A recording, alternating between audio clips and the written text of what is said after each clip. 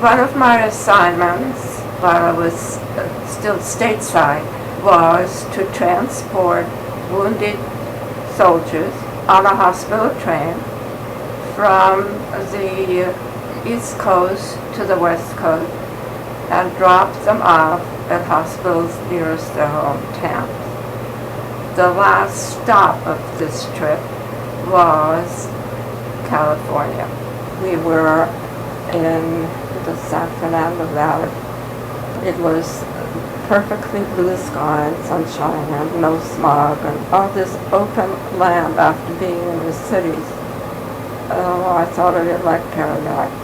I decided that I was going to come back. There was the Birmingham Army General Hospital, and that's where we dropped the patients off. Picked up more patients from there and went back to North Carolina, where soon after that I received the orders to go overseas.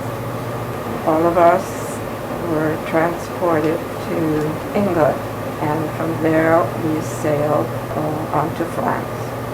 The beach where we were at was Omaha Beach, which was the same place where D-Day took place. Our unit was supposed to be ready for the Battle of Germany. So in the meantime, we were just taking care of patients wherever they were. We went on a boxcar for 6 days. Finally, when we arrived in Belgium, when the people saw us, we were pretty ragged because we would get one canteen of water per day, which was for drinking as well as for brushing your teeth. The helmets were used for a lot of things. They came in very handy, washing things, washing your hair and stuff like that. The people were so happy to see us. A hairdresser, he opened up his shop and he washed our hair. It was the greatest thing he could have done for us.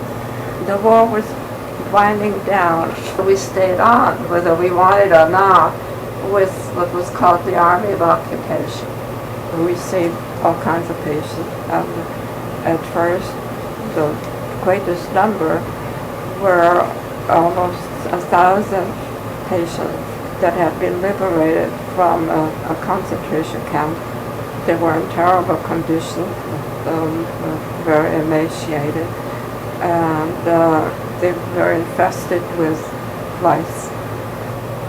After I was discharged from the military in January of '46, then I had to make a decision where I wanted to go, what I was going to do.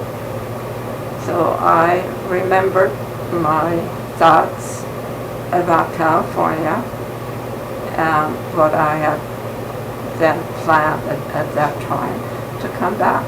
I just decided, well, just take a train and go. I arrived at the Union Station in Los Angeles, and it was quite a letdown, a totally different view of California. But I realized that I then was introduced to a gentleman who, after a few months, got married to. So we were trying very hard to find a place to live. We really didn't know much about the area at all, but we just happened to come upon this one tract of new homes. And I didn't realize for quite some time that this tract of homes was the exact place where the train had stopped and where the hospital was. When my children were school age, this old Army hospital, Birmingham Hospital, had been turned into a high school. The whole area and our living there, I had this feeling all along that it was something that just had to be. And I had come to that place before, not intentionally, and something had drawn me to come back.